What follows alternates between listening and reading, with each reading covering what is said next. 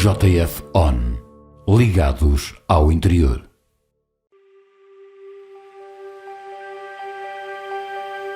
Já lá vão quase 11 meses, estamos a poucos dias disso acontecer. Naturalmente foi um momento alto, não só para muito mais do que para mim ou para o meu executivo, mas para a Guarda, porque de facto, quase 50 anos depois do 25 de Abril, uma lista independente e com uma campanha montada e gerida em 4 meses, conseguimos de facto levar a boa nova, levar a nossa palavra à porta das pessoas. Foram 4 meses de árduo trabalho e conseguimos os objetivos, que era ganhar, o primeiro objetivo, que era ganhar as eleições, de uma forma minoritária, mas foi a Guarda que assim escolheu e, naturalmente, nós estávamos preparados para que isso acontecesse. Bom, e aquilo que nós encontramos dentro de da Câmara Municipal da Guarda foi uma casa desorganizada, do ponto de vista da gestão de recursos humanos. Aliás, eu devo recordar que há um ano atrás, a gestão de recursos humanos, as direções de recursos humanos, nós quando chegámos à Câmara já não estava lá ninguém. Nenhuma chefia dessa área estava lá, simplesmente sem sequer haver uma conversa com o novo Executivo. Chegámos lá e não tínhamos ninguém quem mandasse nessa área. Começámos a partir do zero, sob esse ponto de vista, começámos logo a chamar alguns colaboradores para colocarmos as questões, as coisas todas em andamento. Bom, e no que diz respeito à execução dos fundos comunitários, a execução muito fraca, e nós estamos, ao fim do ano, ainda continuamos a tentar recuperar esse tempo perdido, várias obras, várias intervenções, muito importantes para a Guarda, muito importantes para a região, e continuamos a tentar recuperar esse tempo que ficou para trás. Bom, e um sem número de coisas, mas nós não tínhamos projetos para o futuro. Projetos preparados para o próximo quadro comunitário de apoio. É esse trabalho que nós iniciamos, que nós ao longo deste ano temos vindo a fazer, não só arrumar a casa, motivar os trabalhadores. Os funcionários da Câmara são como todos os outros e como todos nós. Precisam de motivação para trabalhar. E nós damos conta que a forma de gestão de recursos humanos, de facto, não levava em nada à boa gestão dos recursos humanos, à sua motivação. E temos vindo a fazer esse trabalho árduo, tal como aquela velha questão da autoestima guardense que foi que esteve tão elevada no passado, mas que tem sido esse trabalho que nós temos vindo a fazer paulatinamente ao longo destes quase 11 meses de mandato. Tem sido um trabalho muito, muito forte, muito árduo, aos mais diversos níveis, seja na educação, seja ao nível social, a grande aposta da economia que nós temos vindo a fazer, esse apoio incessante às nossas IPSS para poderem alavancar mais investimentos, mais estruturas residenciais para idosos, não só cimentar, mas como aumentar as suas valências, mas também ao nível da cultura, continuar que a Guarda esteja cada vez mais no topo do patamar cultural, da programação cultural da região centro, mas também ao nível desportivo, continuarmos a acompanhar os nossos clubes. Tanto trabalho que tem sido feito ao longo do último ano, e estamos apenas no primeiro ano de mandato.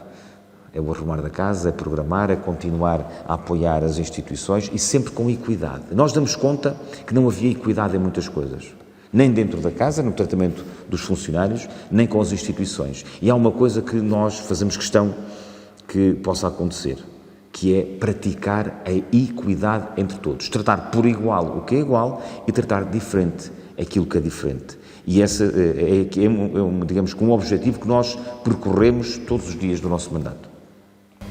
Anunciou que ia fazer um levantamento financeiro, já há resultados?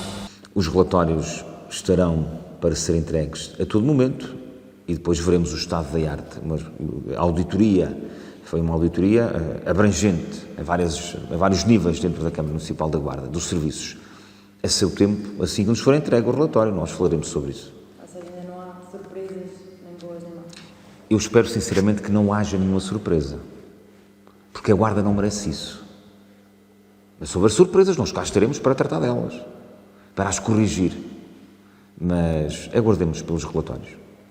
E neste ano de governação, parece que tem de memórias, tem de vitórias e derrotas? Comecemos pelas vitórias. Bom, a questão do Porto Seco. Lutámos muito para isso. Aliás, houve um compromisso mesmo com o Governo da República, à porta da Câmara da Guarda, eu fiz questão de o fazer, e houve o compromisso para que o Porto Seco fosse uma realidade. E, se não me falha a memória, em março foi publicada a legislação nesse sentido, e estamos a fazer esse caminho com as entidades governamentais, com a tutela governamental e com a APDL, para que o Porto Seco possa rapidamente sair do papel e passar à prática, digamos assim.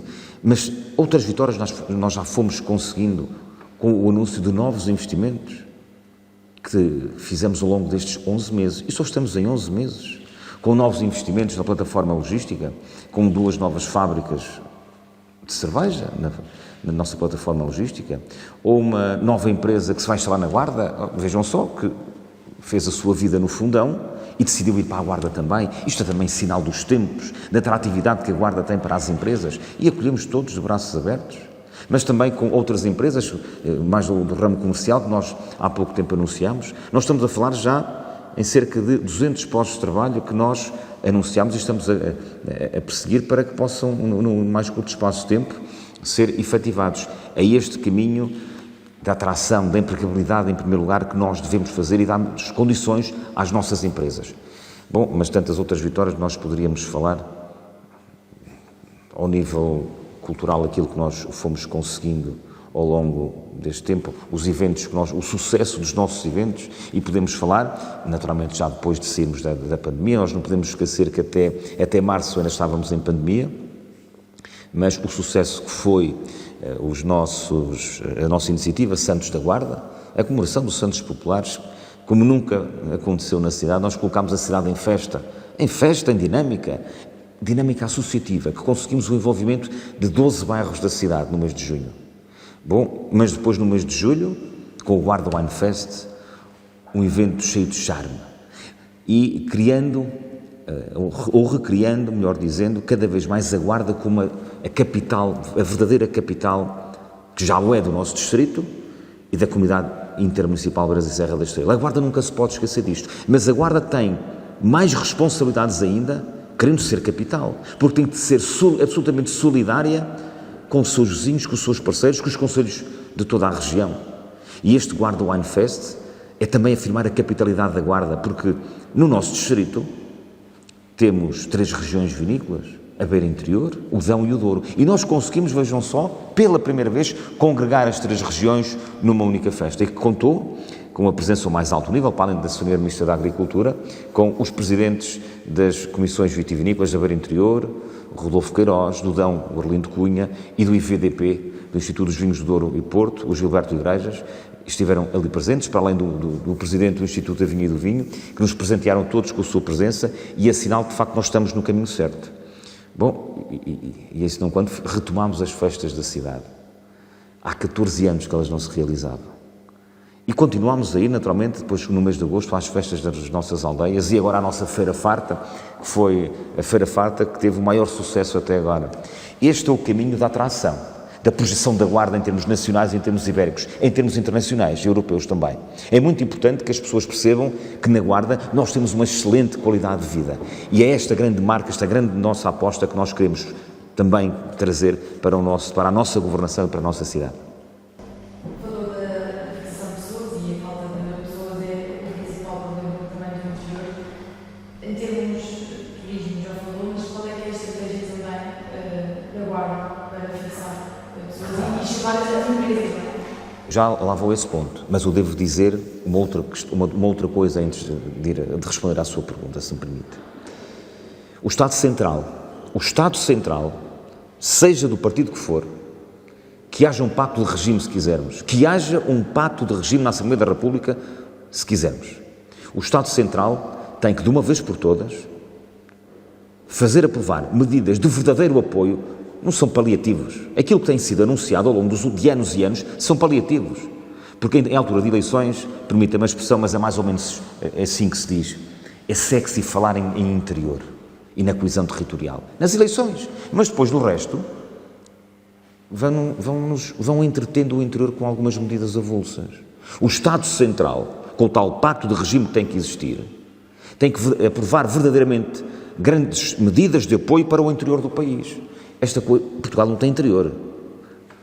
Se nós quisermos, esta nossa região, esta zona raiana, é o litoral de Espanha. Nós estamos numa região absolutamente litoralizada ao nível da Península Ibérica. Só que nos últimos 50 anos, infelizmente, a balança começou a pender para o litoral do país. E nós estamos numa zona simplesmente ligeiramente mais afastada. Então, num país com 200 km de largura, há lá interior e litoral. Não há isto. Isto não existe. Isto é apenas um conceito político. Um fraco conceito político. Este conceito do, entre aspas, interior. Porque senão, o que é que vai acontecer? Constantemente, é o canibalismo entre as autarquias. Os autarcas são canibais entre si. E eu tenho que respeitar, e todos os colegas se respeitam uns aos outros. Mas é isso não quando que nós estamos mais interessados que uma empresa venha para o meu território, que venha para o vizinho. E até lhe vou lá roubar as empresas e algo do género. Isto não faz o mínimo sentido. E eu dou mais 100, e outro dá 105, e outro dá 110. É algo do género. Isto não pode acontecer. E tem que haver aqui, digamos, um pacote de atração ao nível regional, naturalmente.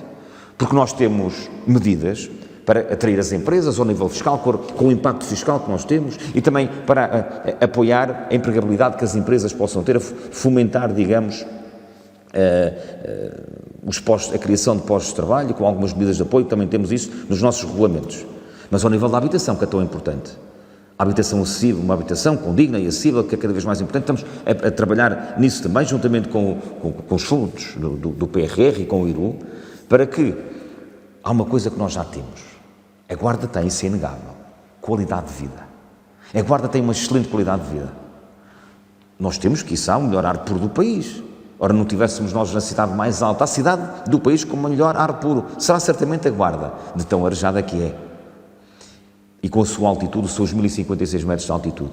Mas com a programação cultural do melhor que há na região centro, e talvez até no país. O programa desportivo que nós temos com os nossos clubes, com as nossas associações, que é importante, e os locais que temos para a prática desportiva, e o caminho que queremos fazer para o futuro, naturalmente. E a aposta na economia social, para que haja condições para quê? Para que as pessoas possam vir para a Guarda trabalhar, mas que possam ter uma creche condigna, uma escola condigna e um lar de idosos ou um centro de dia condigno para os seus pais. Isto acontecerá cada vez mais no futuro. E isto é qualidade de vida. Isto é qualidade de vida. Mas queremos que as pessoas tenham também uma habitação condigna, e nós temos que continuar a trabalhar nessa matéria. De repente, o município não pode começar a construir, não pode ser promotor imobiliário, poderá sê-lo em razão de algumas matérias na habitação social, mas levar a que os privados possam também fazer esses investimentos. É esse caminho que continuamente nós queremos fazer para que a Guarda seja cada vez mais atrativa para todas as pessoas que ali se queiram fixar e se queiram visitar, porque hoje visitam-nos e amanhã fixam-se, porque gostam da cidade e consideram que será uma boa cidade para viver e para morar. Falando do papel interior, o que é que defende em termos de regionalização? Nós estamos a caminhar para os 50 anos do 25 de Abril. Para os 50 anos. E já temos mais tempo em democracia do que em ditadura.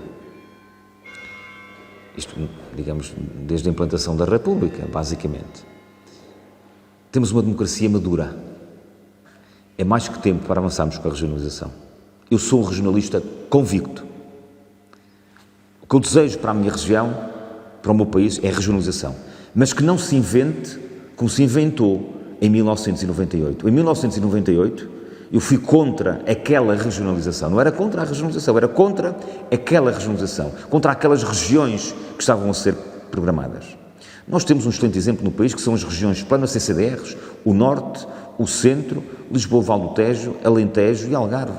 E é por aí que a regionalização tem que avançar. Façam-se os referendos que tiverem que se fazer, a regionalização terá que ser um objetivo no médio prazo para este país.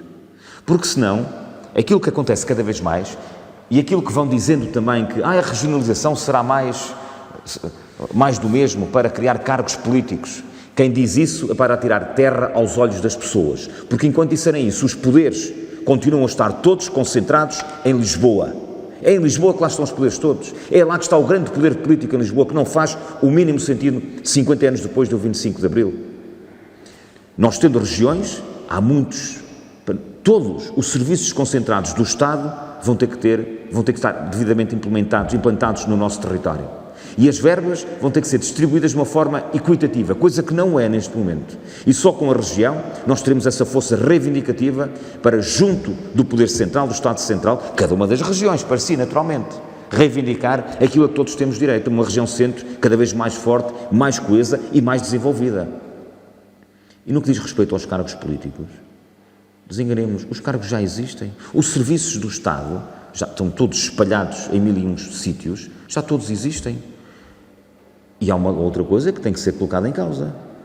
Com a regionalização, faz sentido continuarmos a ter uma Assembleia da República da forma que temos? Com tantos deputados? Ou vamos reduzi-los? Tudo isto tem que ser colocado em cima da mesa, sem tabus, sem dogmas, sem ninguém olhar para o próprio umbigo. Isso não pode acontecer. A população do país, 50 anos depois da democracia portuguesa, eu já vivi apenas só em democracia. Eu nasci em 1976, nasci em democracia, mas alguém lutou para ela e nós temos que saber honrar quem lutou para ela e continuarmos a caminhar na defesa dos nossos territórios. E a regionalização é efetivamente uma necessidade cada vez mais premente no nosso país.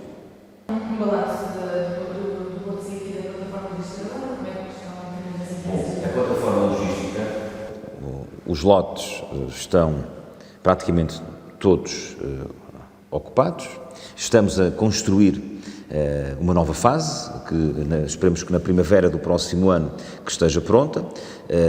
E esses lotes construídos, a maior parte deles já estão em funcionamento, com empresas, com centenas e centenas de postos de trabalho. Há outras empresas já com os seus projetos, uns já licenciados, outros na fase de licenciamento, e os tais anúncios que nós fizemos. Aliás, esta semana fizemos aprovar na reunião de Câmara um novo investimento da empresa Coficab. Teremos mais algumas largas dezenas de postos de trabalho, uma nova unidade de fabril que ali vai ser construída. Bom, é este o caminho que nós estamos a fazer com a nossa plataforma logística, que é a nossa área empresarial, ao mesmo tempo que o antigo, atual, mas é o mais antigo Parque Industrial da Guarda, paredes meias entre a cidade e a estação, continua a ser uma zona atrativa e há empresários a continuarem a investir nos terrenos que ainda existem. Temos essa perspectiva de criarem mais espaços de armazenagem e mais pavilhões para se poder alugar a novas empresas. E há uma outra zona industrial na cidade, área empresarial, digamos assim, que nunca na Guarda tinha sido feita. E nós conseguimos já isso no nosso mandato, que é a área empresarial da Quinta Nova, na Estação da Guarda, na Viceg, entre a rotunda da Ponte Pedonal e a rotunda da Mão das portas da cidade, do lado direito. São 11 lotes que ali vão surgir, de iniciativa totalmente privada. Já lá está a ser, o loteamento está a ser feito, mas já lá está a ser construída uma empresa e já está outra em licenciamento, e isto tudo a partir da iniciativa privada. Vejam só, sem fundos comunitários. Quer dizer que a Guarda começa a ser cada vez mais atrativa ao investimento. E é este o nosso trabalho dos políticos, é conversarmos sem tabus com as empresas, sentarmos à mesa e nós damos as condições que elas querem para trabalhar. Mas nós temos uma outra área empresarial que tem também potencialidade de expansão, que é a zona do Outeiro de São Miguel, na freguesia da Arrifana, nos nós das duas autoestradas, da A25 com a A23, que é uma outra grande zona empresarial também que ambicionamos que ela possa ser expandida. E aqui não é só, conforme eu acabei de referir, não é só com investimentos públicos, é também com investimentos privados. Isto é muito importante, mas isso só se faz com o acompanhamento permanente das nossas empresas, ir de encontro às suas necessidades, porque o dinheiro para investir será sempre delas. O município terá que dar sempre as condições jurídicas, em termos de licenciamento, para que elas possam avançar com os seus investimentos. E tudo isto nos interliga ao Porto Seco da Guarda. O Porto Seco da Guarda, que deve ser defendido, e está a ser defendido por todos os autarcas da região, é importante para toda a região, efetivamente, porque a partir dali podemos receber as mercadorias e escoar as mercadorias para o país e para o estrangeiro, desalfandegar, agregar cargas, desagregar cargas. É tão importante aquele Porto Seco. Afinal de contas, a única diferença que existe entre um Porto Seco e um Porto de Mar é que nós ali teremos apenas comboios e caminhões. E num Porto de Mar temos as três coisas, temos apenas mais os navios. Mas, em pouco tempo, os comboios levam para o Porto de Leixões, para o Porto de Aveiro, da Figueira da Foz, ou de Viana do Castelo, ou outros no futuro. E o Porto Seco, efetivamente, será uma grande âncora no desenvolvimento da nossa região e ponto de atração de grandes empresas, grandes, pequenas e médias, que aqui se possam instalar com os seus serviços para poderem usufruir deste Porto Seco, que terá também, naturalmente, uma alfândega incorporada. Isto é tão importante para muitos empresários nos tempos que correm, é cada vez mais importante com uma alfândega presente, tendo em conta as exportações que nós queremos que aumentem cada vez mais. Voltando ao setor da cultura, a candidatura da Guarda à Capital Europeia da Cultura foi uma derrota? Para mim não, foi um flop. Para mim não. Eu cheguei a 16 de outubro de 2021, um mês depois, a única coisa que eu fiz foi as últimas adjudicações que estavam pendentes. Não fiz mais nada do que isto. Limitei-me a deixar seguir a carruagem, a seguir o comboio conforme estava a seguir. Continuei a colocar lenha para que a máquina continuasse a gerar vapor para andar. E fui, perante o júri internacional, defender com unhas e dentes, o meu discurso é público, defender a candidatura. Mas foi um verdadeiro flop. Foi feita, foi programada de quem não sabia o que andava a fazer. Uma vergonha aquilo que aconteceu. Depois de se ter gasto mais de 1 milhão de euros, foi tudo para o caixote de lixo. E só não foi mais para o caixote de lixo porque nós fizemos questão de fazer uma coisa. Irmos repescar um ou outro projeto. Projetos. Mas aquilo, mais de 1 milhão de euros, serviu para quê? Não serviu para projetar a Guarda. A Guarda não se projetou sob aquele ponto de vista.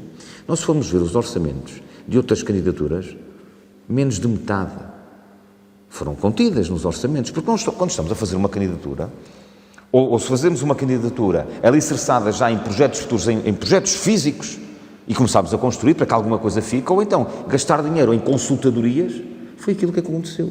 Foi gastar dinheiro em consultadorias, sem fim. E depois o dinheiro foi-se. E a candidatura chumbou e o relatório do júri foi muito penoso para a Guarda. Eu lamento que isso tenha acontecido. Lamento profundamente que isso tenha acontecido. Bom, mas nós viramos a página do livro, e continuamos a trabalhar e queremos continuar cada vez mais a trabalhar com os que são da terra, com a cultura dos guardenses, com os que são de cá, da Guarda e da região, e é esse caminho que nós temos vindo a fazer ao longo deste ano, a projetar e a auscultar muito, para colocarmos rapidamente o comboio da cultura no andamento e na velocidade certa na Guarda. E essa estratégia foi imensa, colocar a Guarda neste setor que se tem de diferenciado este ano, e se tem visto pelos eventos, pelos serviços. Tudo isto é cultura, quer a parte erudita, quer o rancho folclórico, quer um grande concerto, quer a Orquestra Académica e Filarmónica Portuguesa, tudo isto é cultura. E nós temos, vejam só, nós temos na Guarda 3 companhias de teatro. Merecem ser mais apoiadas? Essas companhias de teatro merecem. Ainda ontem nós tivemos a entrega do prémio Eduardo Lourenço à Fundação Saramago. Que momento tão bonito de cultura para o país. E tivemos a honra de termos presente, embora online, o Sr. Ministro da Educação, que fez questão de estar em direto a dar as suas palavras. E tivemos a representação do Ministro da Cultura, através da Sra. Diretora Regional, e a Pilar del Rio, naturalmente, que esteve connosco, e o professor Carlos Reis, para além da Universidade de Coimbra, de Salamanca, o Instituto Politécnico da Guarda, tanta gente que se quis associar a este momento tão bonito. A Guarda está no caminho certo para se afirmar cada vez mais num patamar cultural da região e do país. E é esse caminho que nós vamos continuar a fazer quando nós vamos entrar na reta final para as comemorações dos 100 anos de Eduardo Lourenço também, através do nosso Centro de Estudos Ibéricos. Todas essas criações são tão importantes e honra a quem as fez, o nosso Centro de Estudos Ibéricos, nomeadamente. E nós temos que continuar a dar visibilidade e aumentar cada vez mais a visibilidade. É para isso que nós trabalhamos também. Ao nível do hotel turismo, admite uma eventual demolição se não for encontrada uma solução para ele? Quem pensar numa demolição do hotel turismo deve ser louco ou lunático. Permita-me falar com esta frontalidade. Há pouco menos de um ano atrás, nas eleições legislativas, eu afirmei perante a Sra. Secretária de Estado do Turismo atual, que foi reconduzida no cargo, que tinha que haver plano A e plano B. E nós temos que seguir aquilo que foi referido na Assembleia Municipal da Guarda. E foi aprovada essa moção e foi enviada para o Governo. O plano A é que o Governo coloque no mercado o hotel turismo. Esse será sempre o plano A. E há empresários interessados.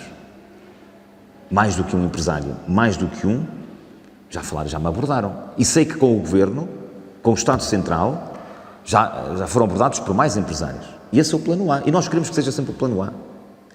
Mas se o plano A não existir, então temos que ir para o plano B. E o plano B é a devolução à Câmara Municipal da Guarda, sem custos, e nós a seguir resolvemos o problema e colocamos no mercado. Estamos certos, e connosco nós temos tido várias conversas, várias reuniões com a Sra. Secretária de Estado do Turismo. Estamos no caminho certo e esperamos para breve que a solução possa ser anunciada. É essa a nossa expectativa, tendo em conta as conversas que temos vindo a ter com a tutela governamental da área. É esse caminho que nós continuamos a fazer, é esse caminho que todos desejamos para que este episódio da telenovela com 12 anos tenha o fim anunciado. Habitualmente, nas telenovelas, o último episódio são sempre as flores.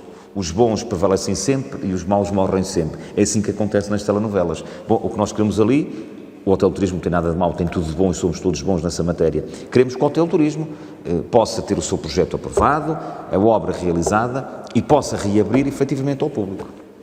Os terrenos do Matadouro, o que é que vai ser feito? Os terrenos do antigo Matadouro, sabemos que um processo conturbado que aconteceu há um ano atrás, foi público, a pouca vergonha que se tentou fazer, um negócio nada claro, a seu tempo nós tomaremos uma qualquer decisão sobre esses terrenos públicos. Sr. Presidente, este ano teve que enfrentar uma situação de calamidade ao nível dos incêndios. Como é que foi esta... O que é que correu bem, o que é que correu mal? Como é que foi enfrentar esta situação de calamidade? Nunca um Presidente da Câmara gostará de enfrentar daquela forma os incêndios. Mas um Presidente de Câmara que se digne como tal, numa capital de distrito, tem que estar junto das suas populações quando elas mais precisam. E foi isso que eu fiz, durante dias a fio. É dormir 3 horas por dia. Era chegar a casa, dormir, levantar ao fim de 3 horas, fazer a barba, tomar um banho e ir outra vez para o terreno. Foi isso que aconteceu durante quase 15 dias. Estar junto das pessoas. Não que eu apagasse fogos, não. Aliás, em Gonçalo ainda ajudei a apagar um pequeno foco de incêndio que era simples, que eu de apagar fogos não sou nenhum especialista, nada disso. Tal como ajudei em Gonçalo também, na Vila de Gonçalo, a evacuar pessoas. Mas nós temos que sabermos bem atuar junto da realidade dos factos. E quando nós temos que atuar perante a inoperância que às vezes nós vemos, nós não podemos ser parcos nas palavras, não podemos ter medos nem receio. Desde que nós estejamos com a consciência tranquila, que estamos a defender as nossas gentes, nós devemos fazê-lo. Ainda por mais que eu sou um cidadão eleito de uma forma independente, não tenho amarras político-partidárias, com ninguém. Só estou amarrado a 2 coisas, à minha consciência e à população da Guarda. São as minhas 2 únicas amarras. E é isso que me move todos os dias do meu mandato. E na época dos incêndios, tanta coisa mal aconteceu. Já se falou publicamente de tudo isso. E quando nós estamos no meio das aldeias, e cito particularmente onde eu estava, no meio da Vila de Gonçalo, e no meio da aldeia Viçosa, o fogo passou dentro da aldeia. E só Deus sabe como é que não houve nenhuma desgraça. E não venham dizer agora que os meios estão melhores, tudo correu melhor do que 2017. O que correu mesmo melhor do que 2017 foi Deus Nosso Senhor, que salvou aquela gente toda. Houve 2 grandes diferenças, efetivamente. A GNR, este ano, daquilo que eu vi em 2017, o que vi agora, atuou de uma forma completamente diferente. Sempre, quando era necessário cortar o trânsito, cortava, não vacilava, e mais alguma limpeza nos terrenos envolvendo aos aglomerados. Tudo o resto continua igual. Houve reforço de meios. Sabemos bem que estes incêndios, a certa altura, já não se conseguia combater o incêndio quando ele chegou à Vila de Gonçalo, passando Valhelhas e chegou depois a Famalicão também, com uma violência tal que tínhamos era que fugir e evacuar pessoas. E em Gonçalo foram evacuadas centenas de pessoas em pouco tempo. Em meia hora. Estávamos todos a ajudar. E eu, o Presidente da Câmara, com mais o meu gabinete, estávamos lá, estavam os técnicos do município, estavam bombeiros, estava a GNR a ajudar a evacuar, estava a Junta de Freguesia, tanta gente a ajudar a evacuar pessoas, tanta gente. Mas o que é facto é que naquela altura os meios não estavam ali, havia poucos meios em Gonçalo estariam, quiçá, do outro lado da frente de fogo, mas por isso é que eu tive que fazer o apelo que fiz ao país para ajudar a Guarda, porque é nestas alturas que se vê a equidade dos territórios também. E como alguém já disse, se ardesse uma qualquer área equivalente à que ardeu num grande centro urbano, as coisas iriam ser de uma outra forma. E é essa coesão territorial que o país tem que saber ter para com esta nossa zona mais raiana de Bragança à Beja, este tal litoral de Espanha. Nós estamos em momentos de democracia. Bom, se isto fosse no tempo dos descobrimentos ou no tempo das conquistas cristãs, sabe-se lá o que é que poderia acontecer se abandonassem estes territórios. Mas os territórios não devem ser abandonados, não devem ser esquecidos. O Estado Central, e eu quando falo do Estado Central falo de todos nós, de todo o país, naturalmente a começar pelos centros de poder de Lisboa, tem que dar condições para que as pessoas possam continuar a permanecer e cada vez mais nestes territórios que têm que ser ocupados. Sou pena de virarem uma qualquer coltada de caça. Aquilo que eu tenho defendido nas reuniões com o Governo nas últimas semanas, aquilo que tem sido a gestão do Parque Natural da Serra da Estrela, aquilo que resultou foi nisto. Ardeu. As utopias, os dogmas que tantas entidades e tantas pessoas no país tinham perante o Parque Natural, ardeu tudo. De que valeu isto? De nada. E é senão quando agora vem a chuva, a bendita chuva, mas que veio com mais intensidade e começou a provocar os estragos. Estragos que nós antecipámos, com as medidas de estabilização pós-incêndio que tinham que ser executadas no mais curto espaço de tempo. Nós bem avisámos. Esperemos que rapidamente essas medidas sejam aprovadas e que as verbas sejam distribuídas para que se possa trabalhar no imediato, porque nós queremos que haja um inverno rigoroso, mas temos de estar preparados para isso. Em 2017 correu bem, sabem porquê? Porque em 2017 só choveu em fevereiro de 2018. Só 6 meses depois é que choveu. E agora, ao fim de 15 dias, choveu e com esta intensidade. E a forma de gestão do Parque Natural da Serra da Estrela tem que ser completamente revista. Completamente revista. Nós não queremos, de repente, criar uma cidade no alto da Serra da Estrela. Não. E concordamos, naturalmente, que à volta dos aglomerados que já existem, que deve haver ali, digamos, alguma urbanidade, junto dos aglomerados existentes, naturalmente. Então, mas e a agricultura e a floresta? Então, porquê que os pastores não podem ter as condições? Não é para habitar, mas são as condições para poderem guardar o seu gado na Serra da Estrela, as suas ovelhas, as suas cabras. Porquê? É tudo proibido.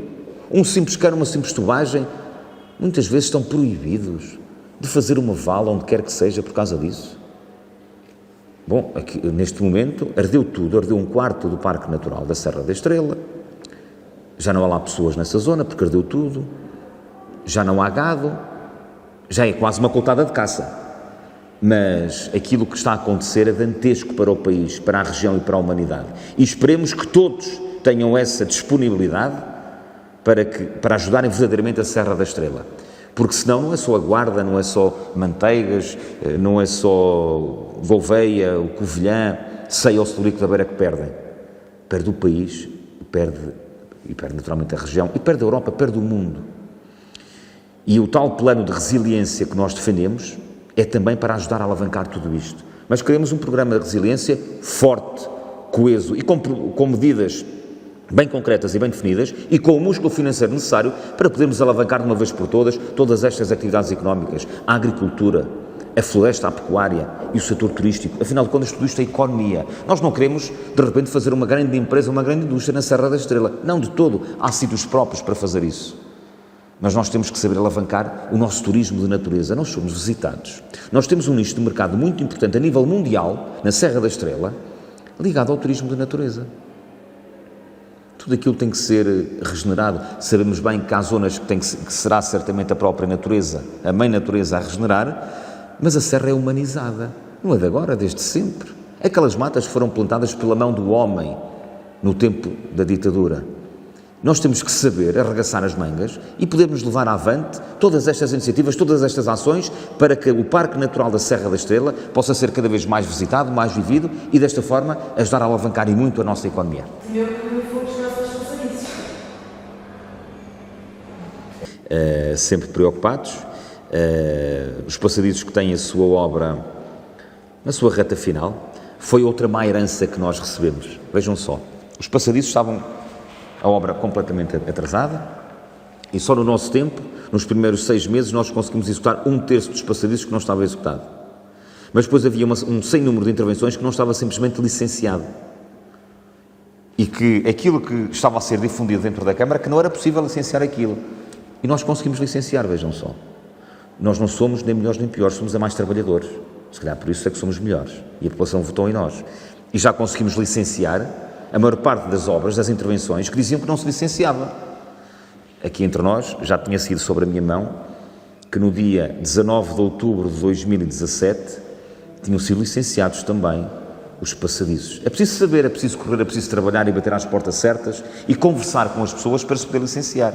E tivemos que licenciar estas intervenções que faltavam, demorou o seu tempo, naturalmente, demorou meses, fazer os projetos, lançar os concursos, fazer as obras, e para breve nós teremos os passadiços, os mais bonitos do país, quiçá da Europa ou do mundo, os passadiços humanizados, naturalmente. Será certamente mais uma marca no nosso território, porque na nossa Serra da Estrela, os passadiços de Mondego, que são os passadiços da Serra da Estrela, são sem dúvida os mais bonitos que nós temos no país. E, de facto, quando abrirem, será mais uma grande marca de afirmação para a atração turística ao nosso território. Porque as pessoas poderão passar pelos passadiços, mas depois irem a qualquer outro ponto da região. Sr. Presidente, o facto de ser independente permite ser mais político? Realista. Falar sem amarras, conforme disse há pouco. Não estou amarrado a ninguém, a não ser à minha consciência e à população da Guarda que fez o favor de me eleger. Posso falar a verdade. E nós, quando falamos a verdade, estamos a falar com a consciência absolutamente tranquila. E nós lidamos com... Hoje está um governo em funções, amanhã poderá estar outro. Nós falamos exatamente da mesma forma. Sempre a desenvolver e a puxar para a nossa terra, a representar os nossos cidadãos. Sabemos bem como é que os partidos funcionam. Eu já passei por lá. Sabem, eu vim de um partido e tenho muito orgulho no meu passado. Tenho mesmo muito orgulho naquilo que fiz no meu passado, num partido por onde passei. Com consciência absolutamente tranquila e de ter feito o melhor que sabia, mesmo dentro do partido. Mas já dentro do partido eu era irreverente. Mas já dentro do partido eu pugnava por tratar todos por igual. Era este o meu modus operandi. Bom, se calhar era este mesmo o caminho que eu tinha que seguir. Só Deus sabe o porquê das coisas terem acontecido desta forma, mas estou muito satisfeito por estar a governar de uma forma independente, porque de facto permite que eu possa tratar todos por igual. Praticar a tal equidade também a este nível. Que compromisso é que pode assumir, por exemplo, com Valhelhas, que perdeu toda a floresta? Ainda ontem falava à noite com o Presidente da Junta de Freguesia de Valhelhas. O Estado Central tem aqui uma pegada muito importante, porque o parque é gerido pelo ICNF, é propriedade lá, com os baldios. Tudo isso é propriedade pública, está em cogestão. E existe, já está formada uma comissão de cogestão e aquilo que nós queremos é que haja esses fundos e que haja contratos de programa para que nós possamos arregaçar as mangas e começarmos a trabalhar. E para podermos gradualmente, aquelas coisas têm que ser feitas no imediato, a estabilização das encostas, a proteção das linhas de água, a estabilização das linhas de água, para retirar a velocidade às águas. Isto está nos livros, são as antigas técnicas de engenharia natural, que se fizeram noutros tempos, mas que ao longo dos anos deixou de fazer. E eu tive essa experiência em 2017 e naturalmente tem que ser replicado rapidamente. Toda aquela madeira tem que ser cortada e tem que haver nova plantação, mas tem que haver um novo reordenamento do Parque Natural da Serra da Estrela. E esse novo reordenamento tem que ter mosaicos. São os ditos mosaicos, nós não podemos ter floresta contínua durante quilómetros e quilómetros, tem que haver mosaicos para quebrar as linhas de fogo. Mas tudo isso vai ter que ser, nesta revitalização do parque, vai ter que ser tudo estudado entre todos os autarcas de uma forma igualitária e com equidade. É isso que tem que acontecer. E a outra questão que nós, eu já disse isto a quem de direito, ao Governo, nós temos um Parque Natural da Serra da Estrela. Qual que será a vantagem ou não de passarmos a ter um Parque Nacional da Serra da Estrela, como de forma temos outros no país? Porquê é que temos outros no país e não temos aqui na nossa região? Quais é que são as vantagens ou não vantagens? E eu coloquei isto em cima da mesa também perante o Estado Central. E tudo isto tem que ser revisitado sem tabus e sem dogmas. O hospital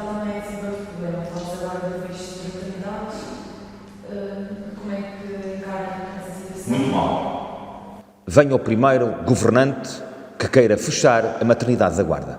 Terá uma manifestação da população da Guarda à porta do Ministério em Lisboa da Assembleia da República. Lhe garanto isso.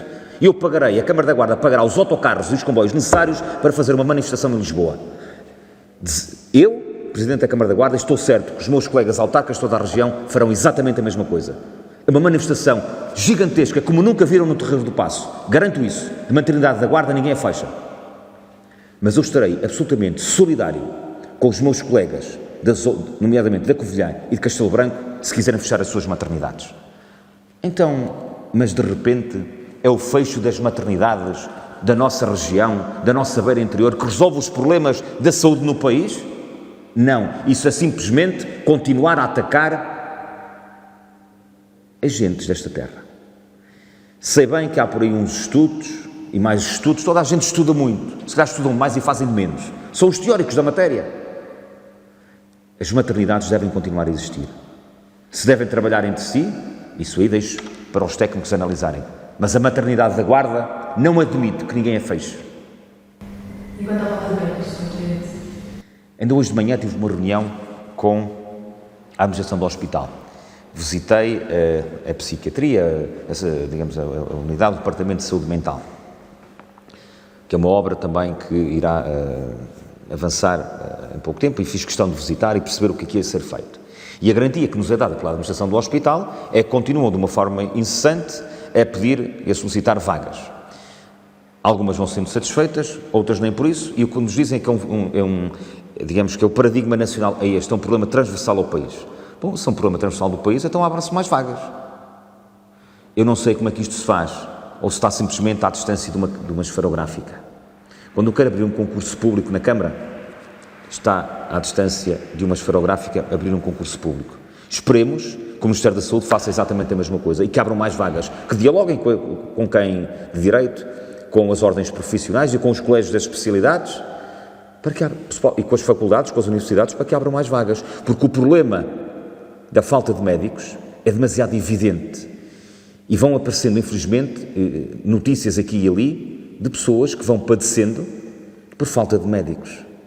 E conforme eu disse, falhas, já tenho dito várias vezes, falhar esporadicamente, toda a gente erra de vez em quando, ou pode haver falhas temporárias, passageiras, mas agora, contínuas e sistemáticas, aqui já não se pode admitir. Já temos até mais outras perguntas. Acredito que ao nível interno tem sido uma relação afetuosa com a oposição? Da minha parte, não. Da minha parte, não. Eu sou... Gostava que fosse de outra forma? Claramente que sim, de uma forma construtiva e não destrutiva.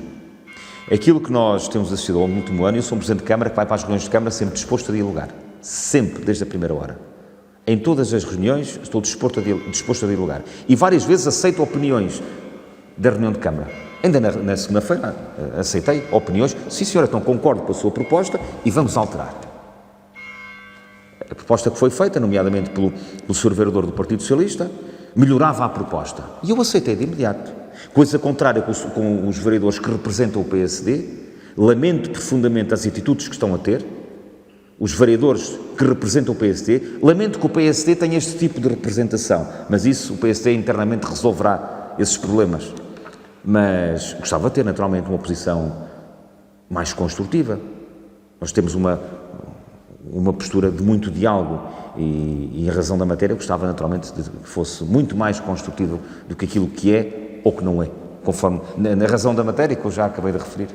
No último episódio foi o pedido de demissão. E agora? Ridículo. Ridículo. Apenas não só isto. Ridículo. Das coisas mais ridículas que eu vi no último ano. Não se deve querer ganhar na Secretaria o que não se consegue ganhar nas urnas e perante o povo.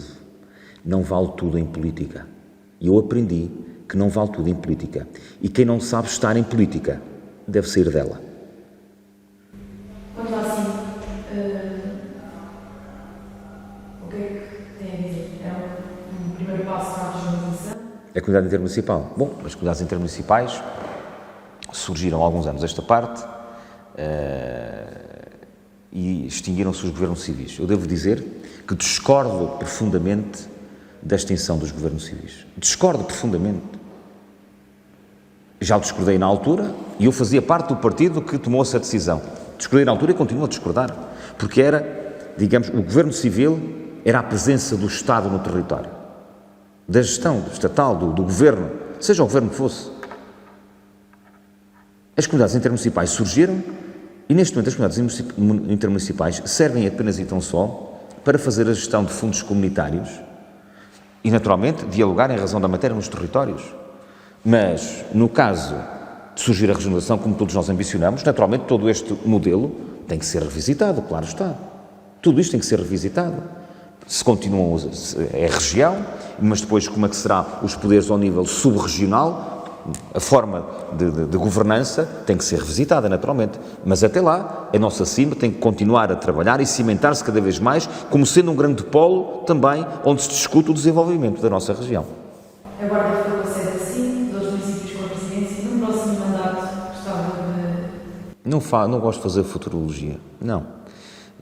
Estou Presidente da Câmara por este mandato.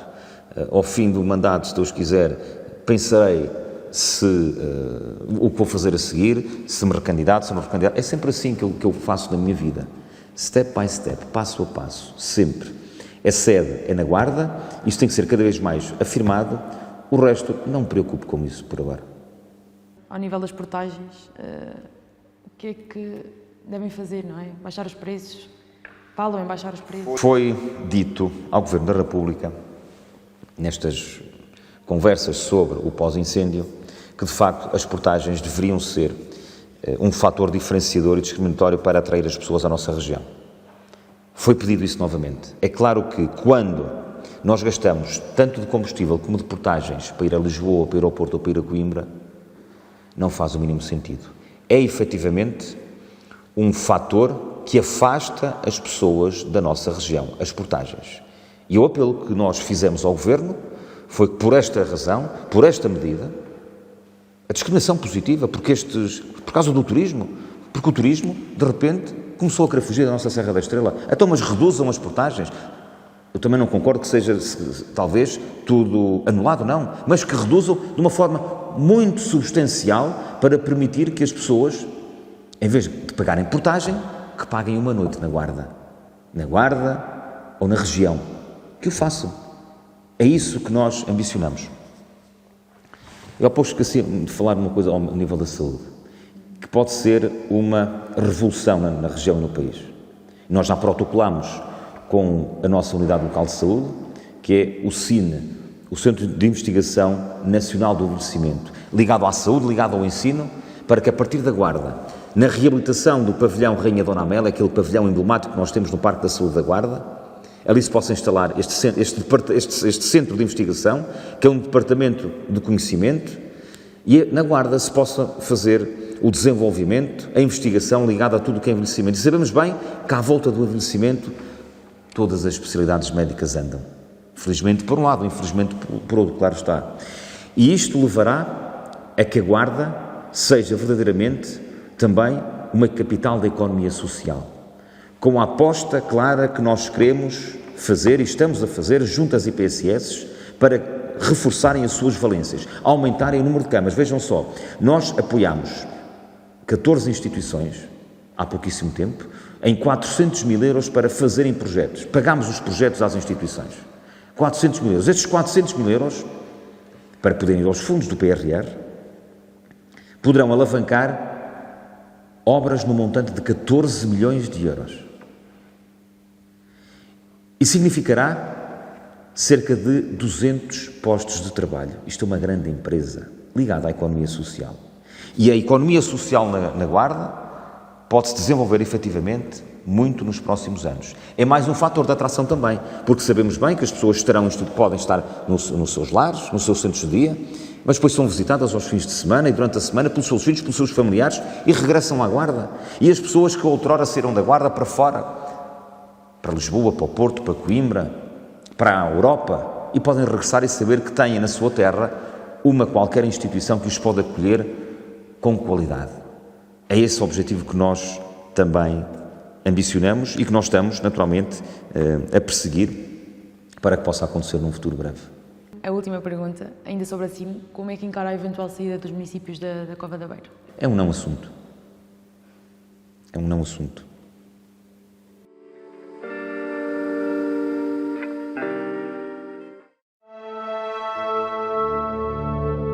JF On. Ligados ao interior.